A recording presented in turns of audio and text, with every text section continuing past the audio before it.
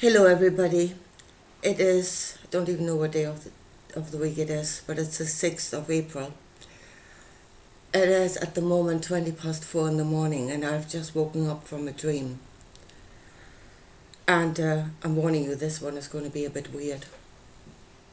I've been trying for the last 2 days to make a video about the two-edged sword. And whereas I can see the two-edged sword, I don't know what I was trying to do, trying to show you in this world, what this sword is producing and, how it will end badly if we go this way. I never quite could get it together.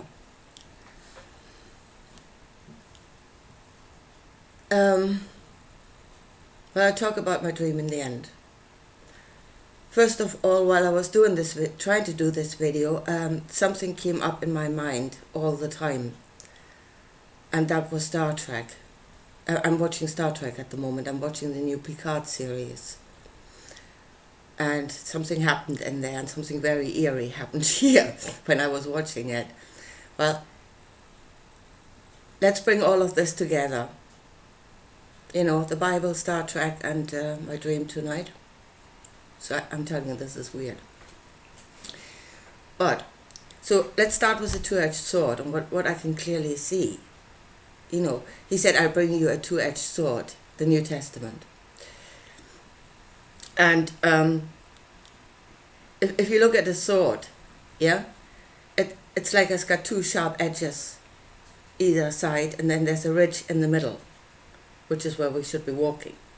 But then if a sword slightly slants toward the edge on either side, so there's a bit of a balancing act to stay on that ridge. What Jesus brought, the two seeds that are in that teaching.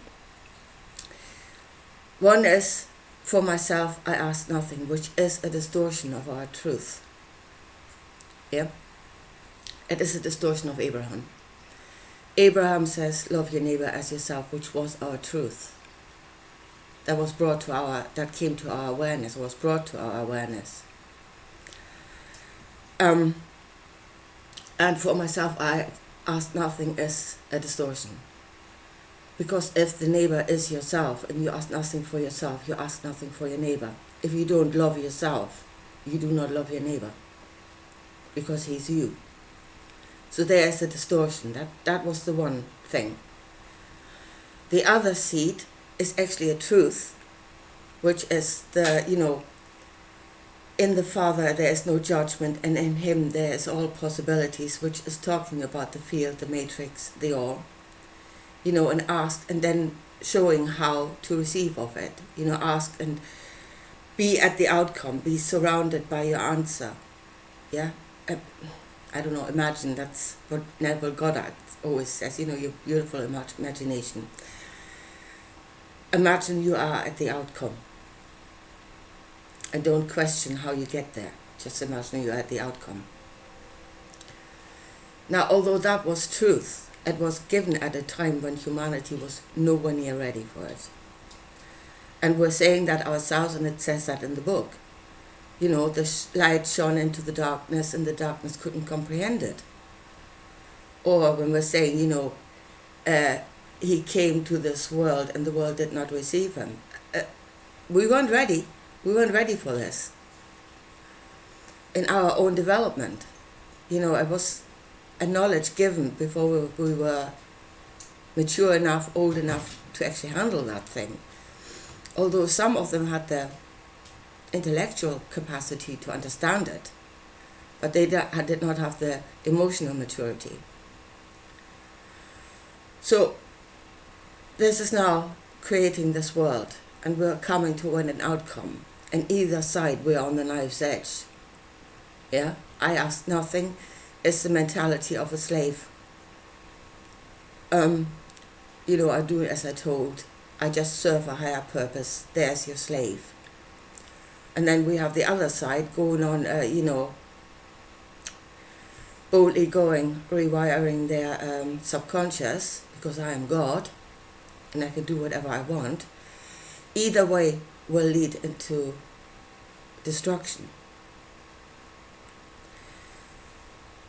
Now, the Star Trek series I'm watching at the moment, and the eerie thing that happened. So at the moment, and I don't know, for those of you that are not familiar with Star Trek, the character in it, Q, he is an eternal being. He is capable of entering into any possibility and taking others with him. I don't know if that he's all-knowing, yeah, but he knows a lot. So he's always playing with Picard, putting him into a situation somewhere. And then Picard is always, the hero in the end, because he's proving Q wrong. Q is the accuser. And Picard always proves him wrong. But I'm kind of wondering, if Q would not have accused him, would Picard have seen the right? Would that have even come up? So at the moment, he had taken Picard into a timeline where Earth, instead of, going into the Star Trek future where we explore new worlds and, try to bring peace to the worlds and, get on with everybody, we go into a starship future, but we are the conquerors. Yeah, we go to other worlds to subdue them. Yeah, to rule over them. So that's the future. It is a totalitarian, really brutal future. So Picard is going back into the past in order to prevent this, and he's finding out that there's an ancestor of him who's about to go on a very important space flight. So he's actually a bit fuzzy about what's happening, only that she's going to another world and she's bringing back a life form to Earth. He knows that. So Q is trying to prevent her from going onto that flight. Picard is trying to get her onto that flight. Picard thinking he's going to prevent this totalitarian future by bringing her onto that flight. And then the eerie thing that happens, the way that my internet was cutting out, and ever now and again it froze for a while. And there was this one scene where Q is trying to prevent the woman from going onto the flight by posing as a psychiatrist. And that's where the bloody thing froze. Because he said, she said she's afraid, and he said, fear is your friend. It is, and then it cut out, and this sentence was on the screen forever. Yeah? It is trying to show you that you are not ready.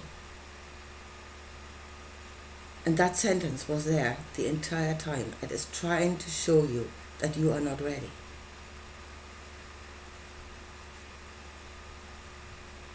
And that has been my fear in all of this, especially when it comes to the spiritualists, that are boldly going, you're not ready.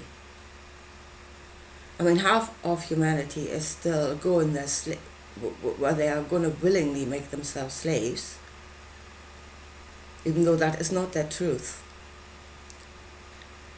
And the other half is going saying, we can do this, and I don't think you can. As you are, I don't think you can. Because if you think that you should rewire your subconscious so you can get everything you want, that is the purpose of it. God gave you the Creator gave you a subconscious so you can get a Ferrari. Then you're not ready. And as I said, we are we can feel it, we can sense it. We're going toward something, we're going toward a change. And I said the only way we can go through that change is if we have knowledge of ourselves and really we must be honest. If we want truth, we must be honest with ourselves. And I think the honest truth at the moment is we're nowhere near ready for this. Not one way or the other. And again, Q, or the other character that comes into my head, is Mephisto. Ich bin ein Teil von dieser Kraft, die stets das Gute will und stets das Böse schafft. I'm a part of that force that always wants for evil, but ends up achieving good.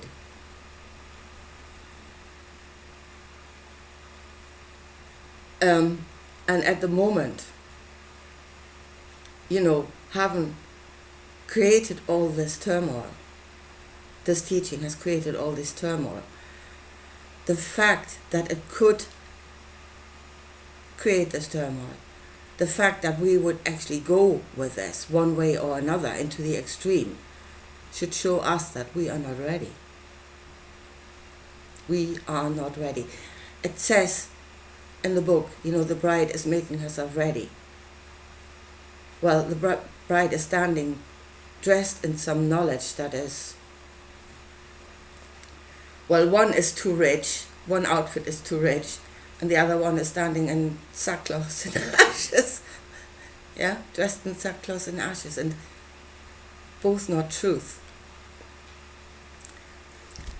So, I think Q is right. Fear is, and that's what I've said for the longest time, fear is your servant. It's trying to tell you something. You're not ready. You are not ready. Now, which brings us to a really big problem. Because I think what is going to happen is going to happen, regardless whether we're ready or not. Because it is an evolution. This world is forever changing. And it will change whether we're ready or not. And we will only be here if we change with it correctly. Which brings me to what woke me up tonight, my dream. Because I've been asking for the longest time, why me? Yeah? Why me? Why am I sitting here in my kitchen? Doesn't make any sense whatsoever. I know Rick Wiles, he always says, oh, God picked me because I'm a good repenter. Yeah? I can beat myself up endlessly. So why me? I'm a good storyteller. And that was the dream I had tonight, where I was, when I was at school, when I was a kid, and they would give us, like a sentence, and you should make a story out of it. I could write pages. I mean, it would just come. I would sit there for hours solid until I had a cramp in my hand, just writing the bloody thing down. And tonight, in my dream, when I woke up, I was in that situation. I was at school and somebody said, write a story. And I was sitting there saying, you know what, right now, there's not a story in my head that's worth putting on paper. It's just not there. I don't have a story. Which is exactly the problem. Oh, that's the other weird things. Sorry, there was another part to this, and I'm actually reading this book. I've just started reading this book. Human by Design, The Science of Self-Empowerment. And just yesterday I was sat there, and he said, we have stories, like the story of evolution, Darwin's story of evolution, and that we are holding on to stories, even if they are proven, that there's holes in them. But we're holding on to them, and he said we need a new story. We need a new perception. We need a new story of what we are and what this is. Yeah? And that is exactly what we need.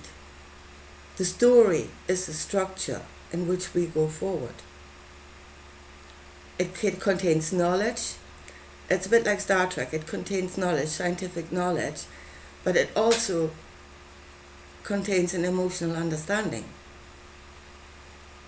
Yeah? So the stories in Star Trek are always very moral. And that is coming out of our conscience, of our understanding of good and evil. So the story has to have both. We can't just go forward in science, nor can we go forward just following our emotions. So the story needs to have both.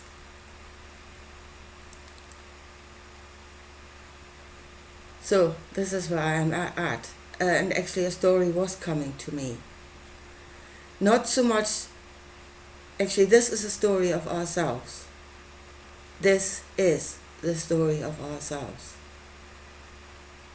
We have been driven in two possibilities, and the fact that we can be driven mindlessly into those possibilities means we're not ready.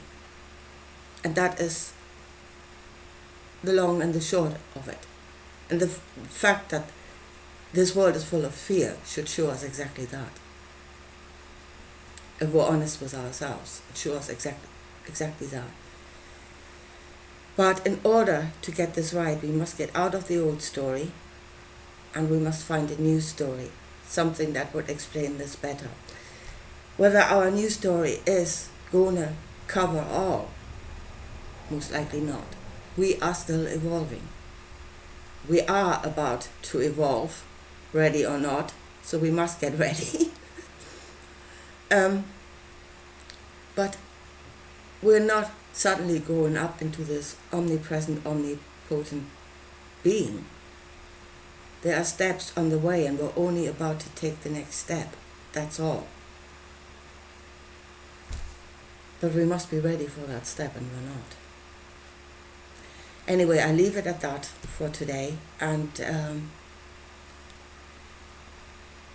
see if I can get my story together to write a different outcome to this, because this outcome sucks. Anyway, I leave it at that, and I'll talk to you again soon. Bye.